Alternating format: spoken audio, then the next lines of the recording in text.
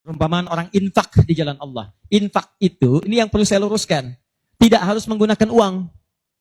Infak itu pemberian bersifat materi. Makanan itu infak. Pakaian itu infak. Buah-buahan itu infak. Silahkan berbagi. Walaupun nggak ada uang, bisa kita gunakan dengan yang lain. Cek, kalau antum main ke Auckland, ke New Zealand. Ya, di situ ada donation itu bukan cuma dengan uang. Food, kadang mereka kasih dengan makanan. Ada yang nyimpen ciki, kotaknya di situ. Di kotak infak itu, kotak dalamnya ada ciki, ada beras, dan macam-macam. Sampingnya ada yang uang. Cuman mesti dilihat dulu bagaimana bentuk kotaknya. Ya, kalau kotaknya belahan kecil, itu pasti uang. Bukan beras. Oh, ini beras nih. Dibuka dulu karungnya, diginikan. Tidak, bukan. Silakan bebas. Ya, dan itu nilainya tinggi. Kadang-kadang antum lupa di majelis ilmu ada snacknya. Walaupun cuma kurma dapat 2, bagi 1 dengan teman. Air misalnya tidak harus semua oleh antum. Begitu antum bagi, langsung dituliskan 700 kali lipat paling minimal. Demi Allah saya katakan paling minimal 700 kali lipat. Makanya zaman Nabi itu ada satu keluarga yang berlomba tuh mendekatkan diri pada infak walaupun dirinya kekurangan. Agak aneh tuh cara berpikirnya. Ya, jadi kalau dibandingkan manusia sekarang nggak dapat. Saya mau tanya begini, antum di rumah persediaan, antum punya anak 2. Antum dengan istri, 1 suami, 1 istri, 2 anak. Di rumah ada persediaan makanan untuk 2 anak antum saja. Antum aja nggak makan malam itu, cuma ada anak 2. Untuk mereka, kalau nggak makan, mereka bisa nahan lapar semalaman. Tiba-tiba, antum ditawarkan oleh seseorang, ada tamu nih, mau nggak dijamu di rumah? Bisa nggak? Pertanyaan saya, kalau ada orang yang datang seperti itu ke tempat antum, Mas, ini ada tamu, saya nggak bisa jamu. Bisa nggak antum jamu? Di rumah antum cuma ada makanan untuk anak-anak. Antum pun nggak bisa makan. Pertanyaan saya, dijamu nggak teman itu? Kenapa diam? Wahai ahli surga? Kenapa diam? Lihat cara berpikirnya. Kalau cara berpikir kita hanya ke makanan saja, maka kita katakan, Ustaz, anak saya aja dapatnya makanan seperti itu, kami pun nggak makan. Bagaimana bisa diberikan pada tamu? Tapi cara berpikir Tolhah dan keluarganya agak beda. Begitu Nabi katakan ada tamu, kita datang langsung angkat tangan. Duluan ngangkat, padahal yang lain banyak yang punya banyak makanan. Tapi cara berpikirnya, kapan lagi saya dapat 700 lebih? Kapan lagi saya dapat diangkat langsung tangannya? Ya Rasulullah saya. Sebelum yang lain ngangkat, angkat tangannya. Maka diantar kemudian ke rumahnya. Sampai di rumah, istrinya dikatakan, duhai sayang, ada titipan Rasulullah. Bahasanya bukan ada tamu, ada titipan Rasulullah. Allahu Akbar. Ada titipan Rasulullah. Maka istrinya langsung membaca, saya paham. Saya bertugas menidurkan anak-anak dulu, tidurkan. Yang suaminya menyiapkan makanan. Begitu sudah jadi kata suaminya kepada tamu tadi, Anda silahkan makan di sini, saya temani dulu istri saya. Gak enak rasanya, meninggalkan sendirian. Begitu temannya makan, dia berpura-pura makan di bilik yang lain. Membunyikan bunyi-bunyi seakan-akan makan. Begitu sudah kenyang, tanpa mukaddimah yang lain langsung pamit. Terima kasih sudah menjamu saya, semoga Allah berikan pahala. Pamit malam itu juga. Begitu selesai pamit, subuh-subuhnya datang menghadap pada Rasulullah pagi-pagi. Apa yang terjadi? Turun ayat Quran surah 59 ayat 9 sampai 10 itu. Walladzina tabawwa'ud dar sampai ke kalimat wa yu'thiruna ala anfusihim walau kana bihim khasasah. Tuh cara berpikirnya. Jadi kalau antum melihat peluang seperti ini enak teman-teman sekalian, banyak sekali. Tidak harus uang, pakaian, makanan macam-macam. Jadi kalau antum beli buah tuh, antum beli 5. Di rumah ada 3 orang. Berarti antum mesti sadar Allah titipkan yang 2 lagi untuk peluang infak antum. Bukan untuk antum habiskan semua. Kok bisa orangnya cuma 3, beli mangga 5. Siapa yang menggerakkan antum untuk beli 5 mangga? Orang cuma 3. Berarti yang 2 lagi, itu Allah gerakkan untuk mendapatkan pahala. Ada peluang di situ. Lu kepada siapa ya Rasulullah saya berikan? Kepada siapa ya Allah saya infakkan? Ini yang sering keliru. Kata Allah langsung turun. Fi sabilillah. Yang utama itu 5 dulu. 5. Kalau Anda temukan 5 ini, dia peluang infaknya sangat tinggi untuk diberikan. Siapa mereka ini? Ada di Quran surah kedua ayat 215. Paling kanan sebelah bawah. Yas'alunaka madza yunfikun. Mereka bertanya pada Muhammad sallallahu alaihi wasallam. Ya, awas, apa yang harus kami infakkan? Pada siapa? Maka turun jawaban, Qul ma anfaqtum min khair. Katakan kalau mau infak mesti yang paling bagus. Ini kaidah pertama. Awas, ada peringatan di Al-Baqarah ayat 267. Wala tayammamul khabitha minhu tunfiqun walastum biakhidhihi illa an tughmidu fi. Jangan kamu infakkan pada orang lain yang kamu tidak suka. Melihatnya aja kamu enggak suka, dikasih orang. Antum punya uang 50.000 2, 1, wah masih keras, bagus luar biasa. Masuk dompet enak dilihat. Yang kedua, wah sudah lecek. dekil of the kumel. Wah, dilihat gak enak, baunya gak nyaman. Tiba-tiba ada orang lewat, Pak, sedekah Pak. Pertanyaan saya, maaf, mana yang antum berikan? Yang lecek atau yang bagus? Tuh. Ingat, kalau urusan zakat mal, berikan yang bagus. Zakat mal, pilih. Paham? 5 orang ini siapa? 1, lil walidain, orang tua. Ini orang tua ini gak pernah minta, jarang sekali. Cuman kita yang mesti paham. Kan sama, antum pun suka ngasih isyarat. Mama, mama, mama, mama. Oh, mau makan. Makan. Mama, mama, mama, mama. Boneka, boneka. Antum setelah dewasa mesti paham. Kadang-kadang orang tua tuh gak minta. Gak pengen nyusahin anaknya. Padahal orang tua udah susah. Melahirkan susah, mengandung juga susah, merawat susah, menyusui susah. Sudah dewasa pun antum masih susahin juga. Kapan antum berbaktinya? Kadang-kadang cuma nanya, nelpon apa kabar. Padahal di rumahnya itu Masya Allah lagi kurang beras. Beras kurang, rezeki belum dibayar. Kirimkan, sebelum diminta kirimkan. Itu begitu antum kirimkan, demi Allah saya katakan. Di hadis Al-Bukhari, di kitab Al-Adabul Mufrad, bukan cuma mendapatkan lipatan pahala kalikan 700 lebih. Tapi ridha Allah turun ke tempat antum pada saat itu. Kalau sudah turun, semua doa yang antum mintakan minimal akan dijawab pada saat itu. Itu rahasianya. Kalau dengan urusan orang tua itu udah gak usah mikir. Begitu mengatakan, nah gini-gini, tenang aja mah. Walaupun gak ada, katakan, insya Allah mah selesai. Insya Allah, berusaha antum. Begitu antum dapatkan seperti orang tua mengusahakan untuk antum dulu, maka pahala dilipat gandakan, ridho turun seketika. Kejar. Wal aqrabin, kerabat terdekat. Kerabat dibagi 2. Ada yang tempatnya jauh tapi hubungannya dekat. Punya saudara sekandung, tinggalnya di Palembang, antum di Semarang. Ayo kirimkan.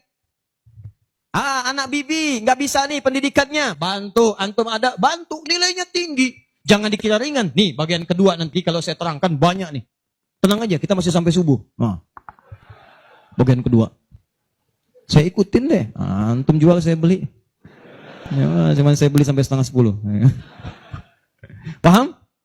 Ayo, akrabin. Yang kedua itu, maaf. Golongan kedua akrabin bisa tetangga. Orang yang tidak ada hubungan famili secara mahram cuma tetangga antum. Tapi kalau yang kedua ini, Allahu Akbar, indahnya Al-Quran. Cek oleh antum, silahkan cek. Walaupun beda agama, itu tetap ada peluang infak. Gak ada ketentuan ini kecuali di Quran. Gak ada aturan ini kecuali di hadis. Buka Quran surah ke-31, ayat 15, paling kiri sebelah atas. Ada anak muslim, orang tua, belum Islam, belum dapat hidayah. Kata Allah, urusan untuk ibadah, pisahkan. Orang tua jangan paksa, doakan dia, silahkan dakwahi. Tapi urusan dunia, wasahibhuma fid dunya ma'rufa. Wa in jahadaka ala an tusyrika bima laysa laka bihi ilmun fala tuti'huma. Urusan ibadah masing-masing, kalau diajak-ajak enggak usah ditaati, tolak dengan cara yang lembut. Lembut. Tapi kalau urusan dunia, bagi. Antum muslim, orang tua belum Islam, antum punya kelebihan. Uang agak banyak, melimpah, makanan ada, bagi. Kata Allah, jangan lihat kemudian kepercayaannya karena dia belum muslim. Bagi. Indah teman-teman sekalian. Dan itu ada pahalanya. Begitu antum berikan, masuk yang halal. Begitu halal masuk, kan haram keluar. Kan cara berpikirnya begitu. Halal masuk, yang haram keluar. Begitu keluar, sekat di hatinya terbuka. Karena yang haram itu saat masuk di hadis Muslim, haram masuk, naktah sauda. Noda hitam. Noda menutup. Kalau masuk jadi daging dia, antum misal, iyadzubillah, bukan antum, ada orang lain konsumsi yang haram. Yang haram masuk ke dalam mulutnya, masuk ke tubuhnya, beredar dengan darah. Jadi daging, masuk ke telinga, Quran surah 6 ayat ke-25. Wa fi adhanihim naqra, waqra, di telinganya ada sumbatan. Maka yang haram cepat kedengaran, yang halal susah. Masjid dekat, suaranya dekat, Allahu Akbar, susah. Tapi konser yang macam-macam, yang joget, yang ini, yang itu, nyampe tuh konser di Jakarta, dari Semarang tembus ke sana. Wa ada absarihim ghishawa, masuk ke mata jadi penghalang, nutup. Quran surah kedua ayat ke-7. Enggak kelihatan. Orang ke masjid itu bukan enggak kelihatan, nampak, cuman enggak ada dorongan. Akhi, ayo ke masjid. Ya, alhamdulillah, nanti. Padahal yang besar lewat, kecil lewat. Yang paling aneh itu begini. Kok bisa antum lewat depan masjid padahal bisa lewat jalan lain? Kenapa Allah antarkan sampai lewat depan masjid? Jadi kalau sudah Allah antarkan ke tempat-tempat yang baik, belum ingat Allah juga, antum mesti diantarkan kemana lagi? Tuh. Kok bisa antum lewat dengar adzan? Padahal bisa antum lewat jalan lain, gak kedengaran adzan. Kenapa kemudian yang dengar antum? Kok bisa lewat jalan itu kelihatan mata? Padahal bisa ada jalan lain. Kok bisa ngelihat? Kalau Allah sudah berkehendak kebaikan, antum masih belum bisa membacanya, masih ditanya. Itu pasti ada maksiat masuk. Caranya keluarkan. Kalau yang haram masuk, masukkan yang halal. Maka yang haram akan dihancurkan. Hancur, hancur, hancur. Kemudian muncul yang halalnya. Kalau halal sudah masuk, maka hati itu akan mudah untuk mendekat kepada Allah. Doakan, doakan, doakan. Demikian tetangga kita. Jangan dikira tetangga antum yang muslim saja. Mungkin kita ada non-muslim samping kita. Mungkin ada yang Kristen, ada yang Hindu, yang Buddha. Dalam hubungan keduniaan indah. Silahkan berbagi. Apa antum gak pernah dengar hadis Nabi? Siapa yang masak makanan, baunya sampai ke tetangganya, maka bagilah dia walaupun cuma kuahnya. Tapi maksudnya bukan daging yang antum makan, kuahnya antum bagi. Bukan. Tidak. Maksud hadis itu, walaupun cuma masak kuah, bagi juga supaya dia tidak negatif thinking, tidak salah paham. Antum gak ada ayam, adanya singkong, cuman dimasak bumbu opor. Bumbunya opor, tapi dagingnya singkong. Dimasak gak antum bagi, tetangga bilang, oh masak opor enak nih, padahal singkong. Dibagi walaupun cuma kuahnya. Tapi pertanyaan saya, apakah hadis itu mengatakan kalau tetangga anda muslim saja? Tidak. Never. Walaupun dia non muslim, masak. Bagikan sebelum dia menghirup baunya, ketuk pintunya. Begitu diketuk dia keluar. Ada apa Pak? Ini ada makanan, walaupun sedikit mudah-mudahan bisa bermanfaat. Bapak baik sekali, terima kasih. Bukan baik, Allah yang memerintahkan saya untuk berbagi. Dan saat itulah kalimat Allah mengalir di hati yang paling bening, menghunjam ke jiwanya. Masuk jadi hidayah. Masya Allah, besok-besok dia ketuk pintu kan, Assalamualaikum. Udah bisa Assalamualaikum tuh. Sebelumnya tidak. Begitu dibuka sambil mengembalikan yang kemarin, ya panci yang kemarin dikembalikan. Pak, ini apakah Allah sudah memerintahkan berbagi lagi hari ini? Oh. Lumayan.